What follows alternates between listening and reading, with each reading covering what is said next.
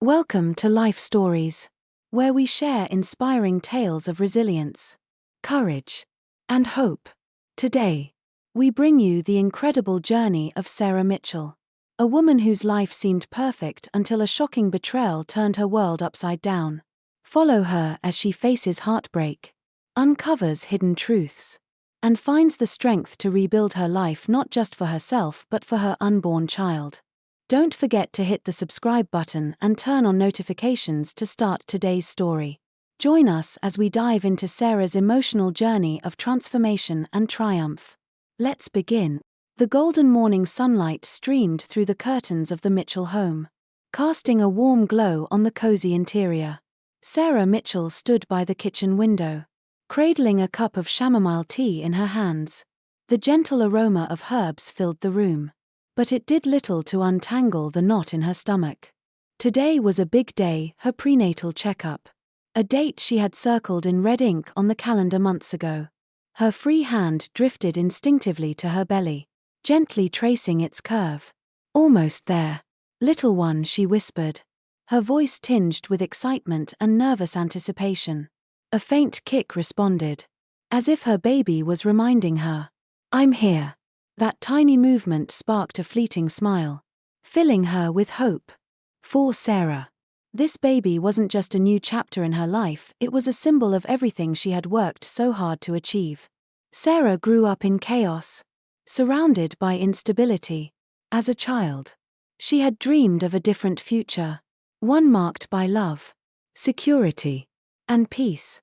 Now, with her life finally resembling that dream, she clung tightly to it. Her marriage to Mark, a successful real estate developer in bustling Chicago, seemed like a cornerstone of that vision. On paper, Mark was the perfect husband, charming, ambitious, and attentive. But lately, his presence had felt more like a shadow than a constant. Mark strolled into the kitchen, buttoning his tailored shirt, the faint scent of his cologne trailing behind him. "Big day, huh?" Sarah ventured, her voice light but probing, hoping to draw him into her world for just a moment. Mark barely looked up from his phone, his fingers dancing over the screen as he replied to an endless stream of texts. "Oh, yeah, huge," he said, glancing at her briefly with a distracted smile. It was the kind of smile that didn't reach his eyes. He poured himself a quick cup of coffee and leaned against the counter, already halfway out the door in his mind. "Listen," he began, setting his phone down just long enough to adjust his watch. "I've got a few meetings back to back. I'll try to make it to the appointment. But if I'm running late, text me when you get to the clinic." Sarah's heart sank, but she quickly masked her disappointment. "Of course," she said with a forced smile. She had learned not to press Mark when he was in work mode. Love, she reminded herself, was about patience and understanding, even when it hurt. Later that morning, Sarah found herself sitting in the waiting room of the obstetrics clinic. The walls were painted in soothing pastel colors, adorned with pictures of smiling babies and soft clouds, all designed to comfort expectant mothers. She thumbed absent-mindedly through a worn copy of Parenting Today, her mind drifting. Around her, other women waited with their partners, sharing quiet conversations or holding hands. A pang of loneliness tugged at Sarah's heart, but she quickly dismissed it. When her name was called, she followed the nurse down a quiet hallway into a private room. Dr. Sophia Carter, her OB/GYN, greeted her with a warm smile. "Good to see you, Sarah. How are we feeling today?" Sarah settled into the chair, her fingers brushing over the armrest. "Tired," she admitted with a small laugh. "But that's normal, right?" Dr. Carter chuckled, placing a comforting hand on Sarah's shoulder. "Completely normal. Let's take a look at how our little one is doing." As the ultrasound wand moved across her belly, the screen came alive with the grainy image of her baby. Sarah's breath caught as she saw tiny hands and feet moving. "There's your little one," Dr. Carter said, smiling. "Strong heartbeat. Healthy development. You're doing great, Sarah." Pride swelled in Sarah's chest. And for a moment, the weight of her worries lifted. She thanked Dr. Carter and left the clinic feeling lighter. Her thoughts focused on the life growing inside her. But that lightness was short-lived. As she climbed into her car, her phone buzzed with a notification. Curious. She glanced at the screen and saw a charge from L'Étoile, a French restaurant downtown.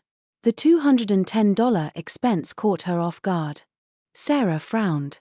L'Étoile was a place they had visited on their anniversary, a special candlelit evening she still cherished. Mark hadn't mentioned going there recently, and $210 was far too extravagant for a casual business lunch. Her instincts flared, but she brushed them aside. She began driving home, but a thought nagged at her, growing louder with each mile. Why would Mark be at L'Étoile today of all days? Unable to shake the feeling, Sarah found herself making a sudden turn onto the highway, heading toward downtown Chicago. Her hands gripped the steering wheel tightly, her heart pounding as she approached the restaurant. She parked a few blocks away and walked toward the grand entrance of L'Étoile. The polished brass doors gleamed in the sunlight, a stark contrast to the storm brewing inside her. As she stepped into the dimly lit dining room, her eyes scanned the tables. And there he was. Mark sat at a corner table, leaning in toward a striking blonde woman. Her elegant dress and confident demeanor screamed wealth and sophistication. The woman's laughter filled the air as Mark reached across the table to touch her hand, his expression unguarded and intimate. Sarah froze, her vision blurring. For a moment, it felt like the room had been drained of air. The memory of her husband's distracted smile that morning crashed against the scene before her, and she felt her heart shatter. The baby kicked, jolting her back to reality. "You're not alone," she told herself. Her feet moved before her mind could catch up, carrying her toward the table. "Mark," she said, her voice trembling but steady. His head snapped up, and his face went pale. "Sarah," he stammered, standing awkwardly. "What am I doing here?" Sarah asked, her voice barely above a whisper. "I could ask you the same thing." The blonde woman shifted uncomfortably, looking between them. "Mark, who is this?" she asked, her tone laced with disdain. Sarah turned to her, her gaze icy. "I'm his wife." The words cut through the air, silencing the room. Sarah didn't wait for a response. Her hands shook as she walked out of the restaurant, her mind reeling. Sitting in her car moments later, tears streaming down her face, Sarah felt her world crumble around her. The life she had built with Mark, the dreams they had shared, now felt like an illusion. Her phone buzzed again, this time with a message from David. "How was the checkup? Need anything?" She stared at the screen, her heart aching. But a small spark of hope flickered within her. She wasn't entirely alone. The drive home was a blur for Sarah. The world outside her car window reduced to vague shapes and colors. Her mind raced, replaying the image of Mark and the blonde woman at the restaurant. The intimate way he leaned toward her, the soft smile he reserved for someone else. It was like a cruel slap across the face. When she arrived at their home, the house that had once felt like a sanctuary now seemed cold and hollow. The framed photos on the walls, the wedding picture prominently displayed on the mantel, every detail mocked her. How could this have happened? How had she missed the signs? She collapsed onto the couch, her hand resting protectively over her belly as tears streamed down her cheeks. The ache in her chest felt unbearable, a mix of betrayal, anger, and disbelief. She had trusted Mark with everything.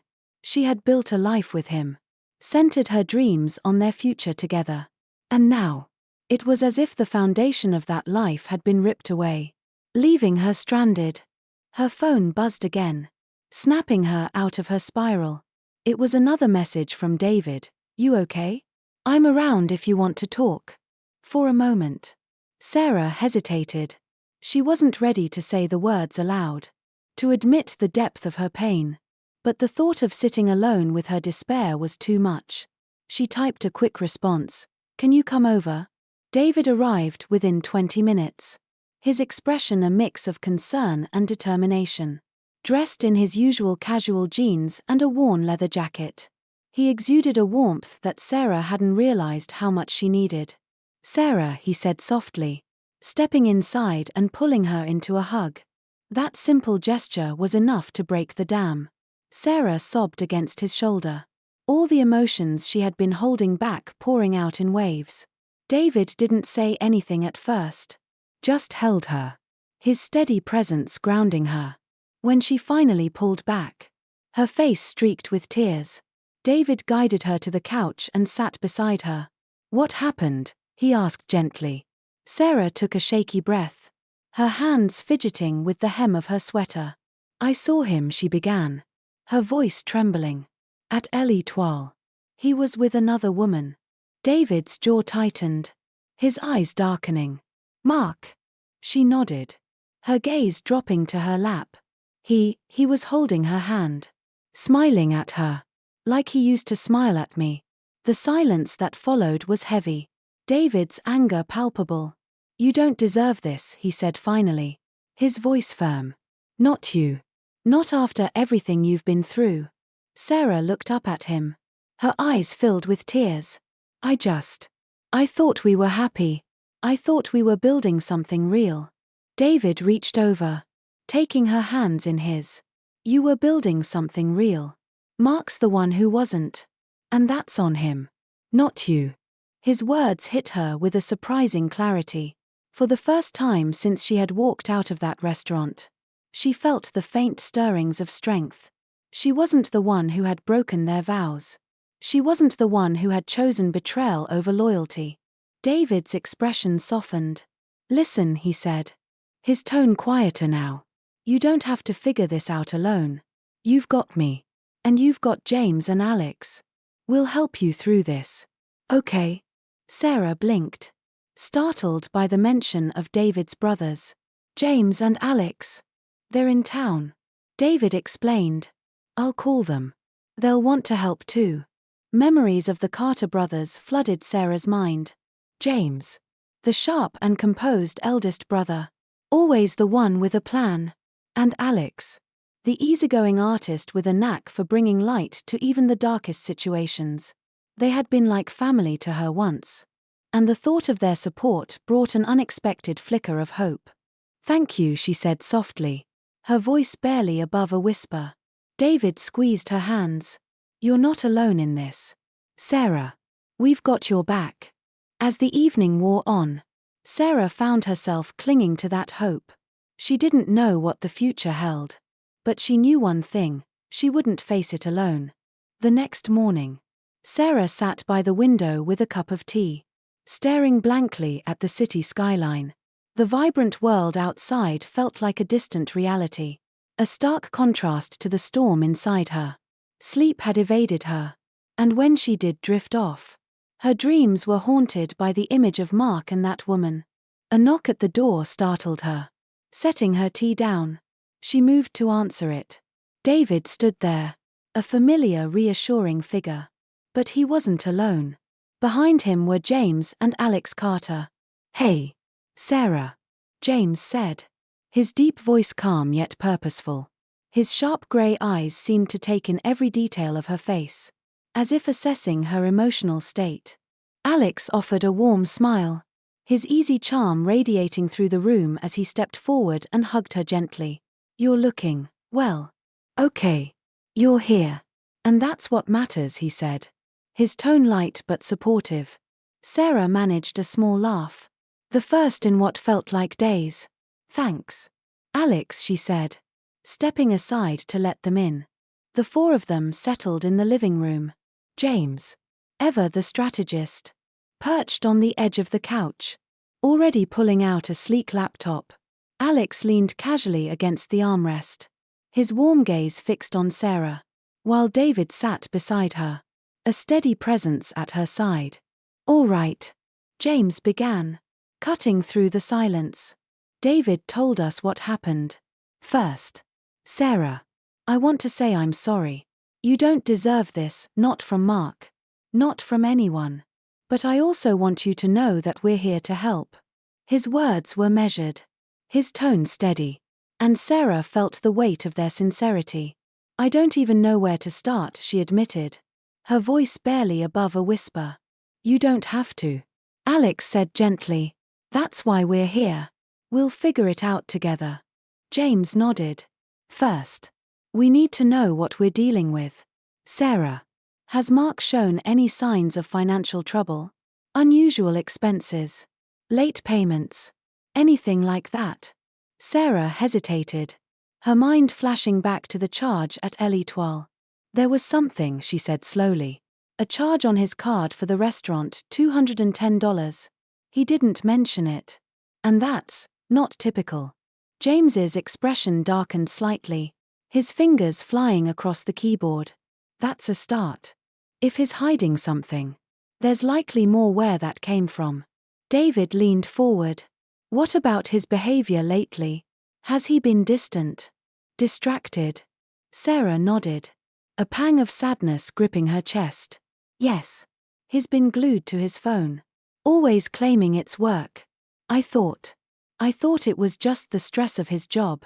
Alex sighed, shaking his head. It's never just the job. The room fell silent for a moment, the weight of Sarah's words sinking in.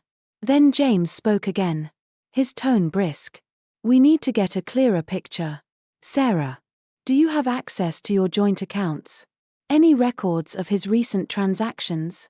Yes, she replied, her voice steadier now. I can log in online. Good. James said. Let's start there. If he's been using joint funds for personal expenses, or worse, for this affair, we'll find it. As James dove into the task, Sarah watched him work, a mixture of gratitude and unease swirling within her. She hated the idea of digging into Mark's life, of uncovering more betrayals. But she also knew it was necessary. Alex, sensing her discomfort, leaned closer. Hey, he said softly. I know this is overwhelming, but you're not doing this alone. Okay. We've got you. Sarah met his gaze, her lips curving into a faint smile. Thank you, she whispered. The hours that followed were a blur of activity. James combed through financial records with precision, identifying questionable expenses and tracing patterns. Alex kept Sarah grounded, cracking light-hearted jokes and reminding her to breathe. David, as always, was her anchor, offering quiet reassurance when the weight of it all threatened to crush her.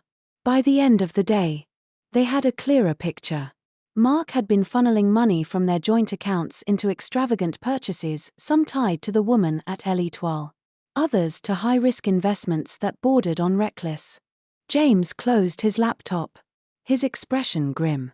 It's worse than we thought, he said. But now we have the evidence to confront him. Sarah felt her chest tighten, a mix of fear and resolve coursing through her. She wasn't ready to face Mark. Not yet. But with the Carters by her side, she knew she wouldn't have to do it alone. David placed a comforting hand on her shoulder. One step at a time, he said gently.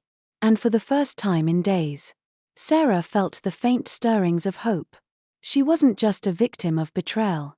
She was stronger than that. And she was ready to fight for herself and for her child.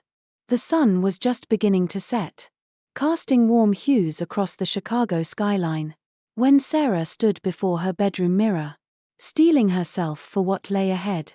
Her reflection stared back at her, a woman caught between fear and determination. With the Carter brothers' help, she had spent days preparing for this moment. And now there was no turning back. Her phone buzzed on the dresser. It was David. We're downstairs. Take your time, we're ready when you are.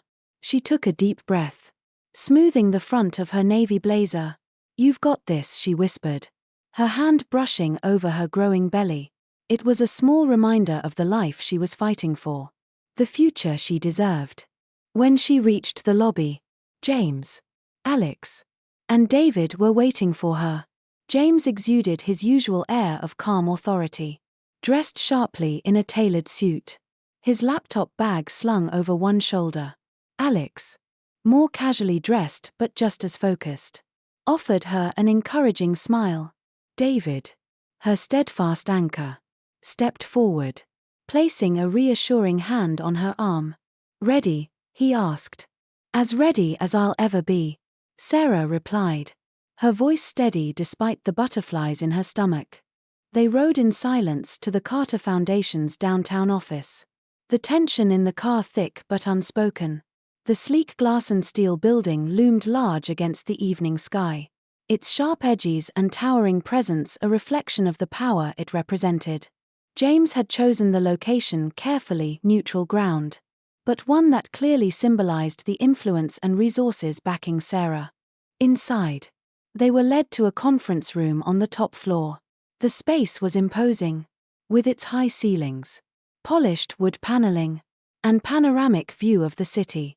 At the far end of the table sat Mark, his posture tense, his eyes darting between the doors and the papers in front of him. He looked up as Sarah entered, his expression shifting from surprise to unease. "Sarah," he said, standing awkwardly, "what's going on? Why am I here?" Sarah didn't answer immediately. She walked deliberately to the seat opposite him, her steps echoing in the quiet room. She met his gaze, her voice calm but firm. "You know why you're here, Mark." Before he could respond, James stepped forward, placing a thick folder on the table. "Mr. Mitchell," he began, his tone professional and unyielding, "we've uncovered evidence of financial misconduct tied to your joint accounts with Sarah. This includes unauthorized withdrawals, lavish personal expenses, and failed investments made without her consent." Mark scoffed, leaning back in his chair. "This is ridiculous. You think you can come in here and intimidate me? I've got lawyers too." James's expression didn't falter. "Your lawyers might want to review these," he said, sliding the folder across the table. "They detail every transaction, every misstep, including your dealings with Lucas Hayes." At the mention of Lucas's name, Mark's bravado faltered. His smirk faded, replaced by a flicker of panic. "You don't know what you're talking about," he said, but his voice lacked conviction. "Oh, we do," Alex interjected, his tone deceptively casual. "Lucas Hayes isn't thrilled about your little escapades. In fact, he's decided you're not worth the risk. Pulled the plug on your deal this morning." The color drained from Mark's face. He gripped the edges of the folder, flipping through its contents with increasing urgency. Sarah watched him, her emotions a mix of anger and heartbreak. This was the man she had trusted, the man she had built a life with, and now, he was unraveling before her, exposed for who he truly was. "It's over, Mark," she said, her voice cutting through the tension. "You've lied to me, betrayed me, and endangered our future. But this ends now. I'm done letting you control my life." Mark opened his mouth to respond, but no words came. For the first time, Sarah saw him for what he truly was, a man who had built his life on manipulation and deceit. Now cornered and powerless, James broke the silence. "Your access to the joint accounts is permanently revoked. Any remaining funds will be transferred to Sarah's sole account. Legal proceedings to recover the misappropriated funds begin tomorrow. You've been served with divorce papers, effective immediately." Mark's eyes widened, his anger bubbling to the surface. "You can't do this," he snapped. But James remained unfazed. "We already have," James replied calmly, as the reality of his situation sank in. Mark slumped back in his chair, his confidence crumbling. Sarah rose from her seat, her movements deliberate. "Goodbye, Mark," she said, turning on her heel and walking toward the door. David and Alex followed closely, but James lingered for a moment, his sharp gaze fixed on Mark. "I suggest you get your affairs in order," he said coldly before turning to leave. In the elevator, Sarah let out a breath she hadn't realized she was holding. Her heart was racing, her emotions raw, but for the first time in weeks, she felt free. "You did great," David said softly, his hand resting on her shoulder. Better than great, Alex added with a grin. You just won the first battle. James handed her a business card. This is the number for our family lawyer. If Mark tries anything else, call him. You're protected now. Sarah took the card, her fingers trembling slightly. Thank you, she said, her voice thick with emotion. As they stepped out into the cool night air, Sarah felt the weight of the moment settle over her. The road ahead would be long and difficult. But for the first time, she knew she wasn't walking it alone. The days following the confrontation with Mark were both exhausting and liberating. Sarah had spent countless hours combing through financial documents with the Carter brothers and their legal team, uncovering more evidence of Mark's reckless decisions. Each new discovery brought a wave of anger and betrayal. But it also fueled her resolve. For the first time, she felt like she was taking back control of her life. One step at a time. One afternoon, as Sarah sat at her kitchen table surrounded by paperwork, her phone buzzed. The name on the screen sent a chill down her spine. Evelyn Harper, Olivia's mother. Sarah hesitated before answering. Hello. Sarah Mitchell. Evelyn's voice was polished and composed, but there was an undertone of urgency. I believe we need to talk. May I come over? Sarah's first instinct was to refuse. The last thing she wanted was another confrontation tied to Mark's betrayal. But something in Evelyn's tone gave her pause. All right, she said cautiously. An hour later, Evelyn arrived, her tailored coat and designer handbag exuding wealth and power. She stepped into Sarah's modest apartment, her sharp eyes scanning the room before settling on Sarah. Thank you for seeing me, Evelyn began, her voice smooth. She took a seat on the edge of the couch, crossing her legs gracefully. What do you want, Evelyn? Sarah asked, keeping her tone steady despite the unease tightening in her chest. Evelyn leaned forward slightly, her expression serious. I'll get straight to the point. Ryan's actions aren't just a personal betrayal to you, they're a direct threat to my family's business. Sarah blinked, caught off guard. What do you mean? Evelyn's lips pressed into a thin line. Ryan has been leveraging your joint accounts and making promises to my husband, Lucas, that he can't keep. Worse, he's been using sensitive business information to curry favor with our competitors. The weight of Evelyn's words hit Sarah like a freight train.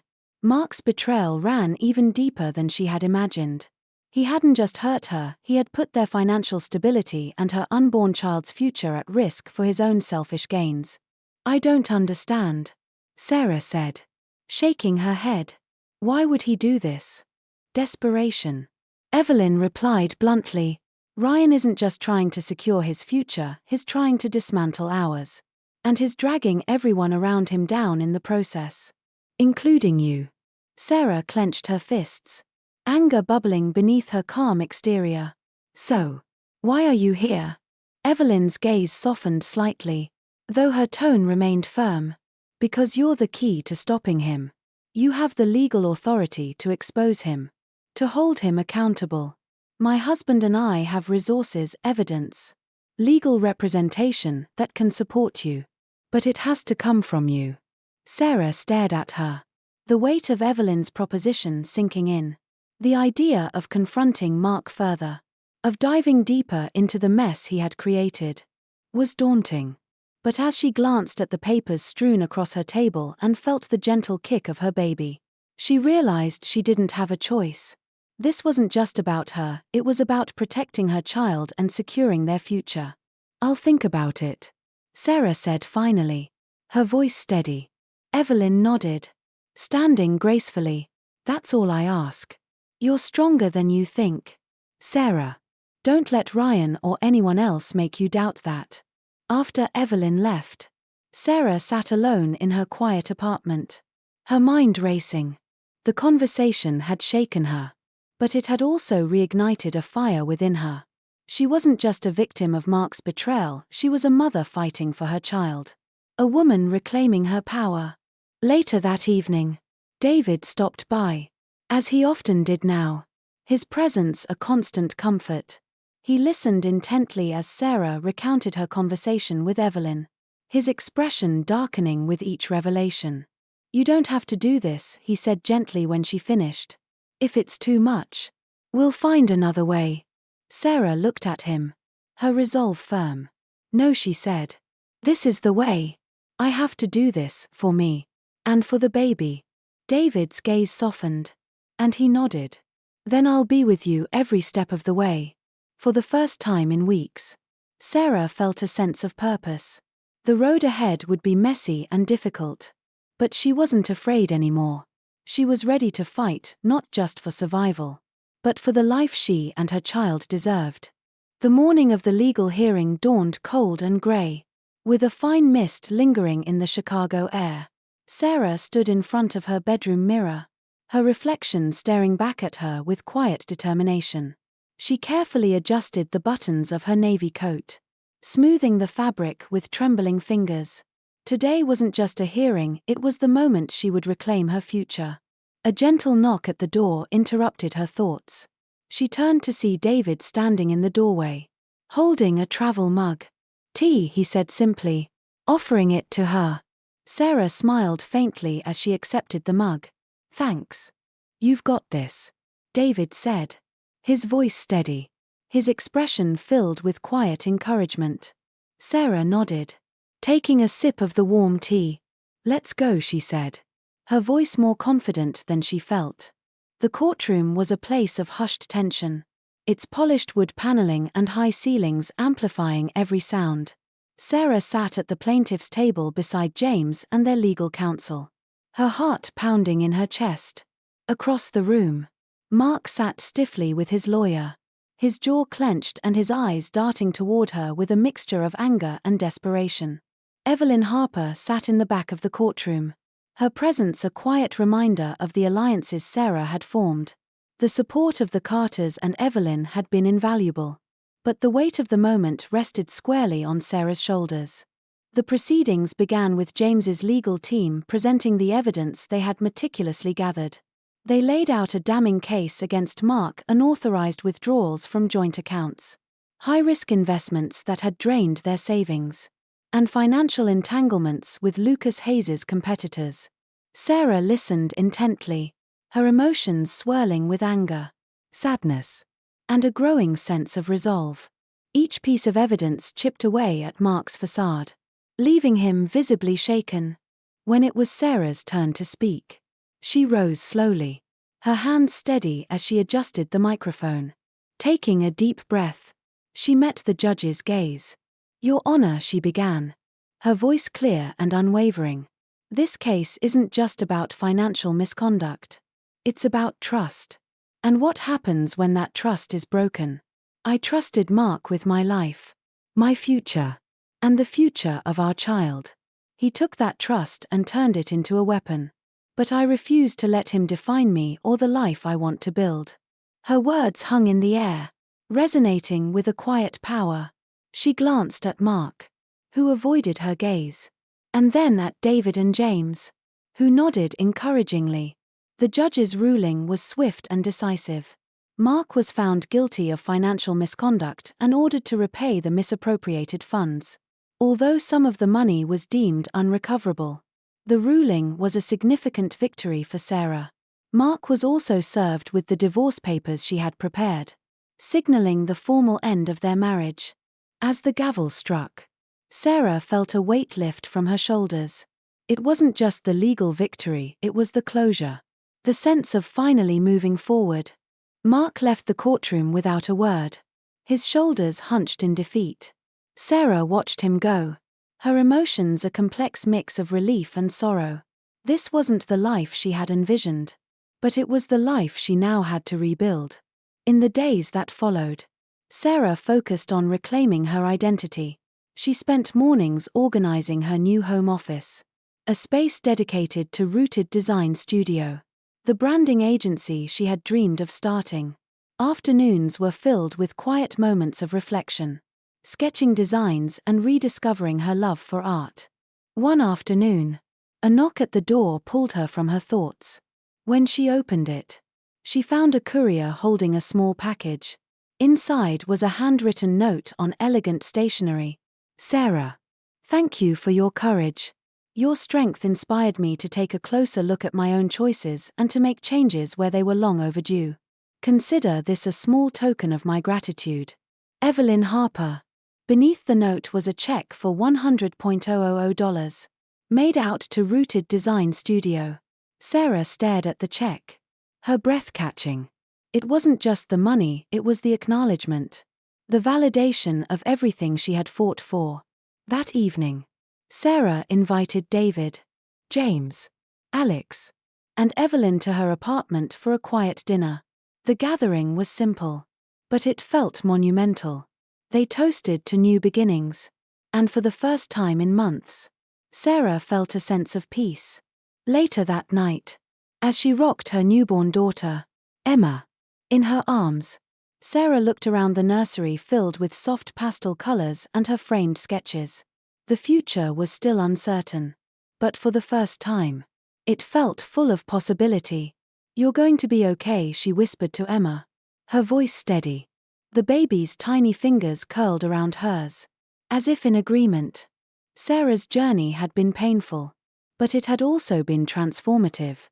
She had turned betrayal into strength, heartbreak into hope, and as she looked toward the future, she knew one thing with absolute certainty: she and Emma would thrive together.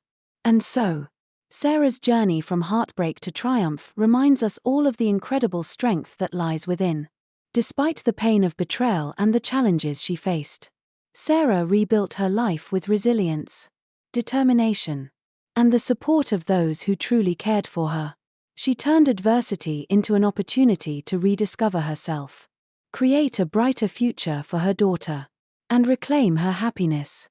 Her story is a testament to the power of love, hope, and unwavering perseverance, even when life seems to fall apart. If you found Sarah's story inspiring, don't forget to hit the subscribe button and turn on notifications to stay updated on more incredible life stories. We're here to share tales of resilience, courage, and hope that remind us all of the strength we carry within. Thank you for watching, and we'll see you in the next story.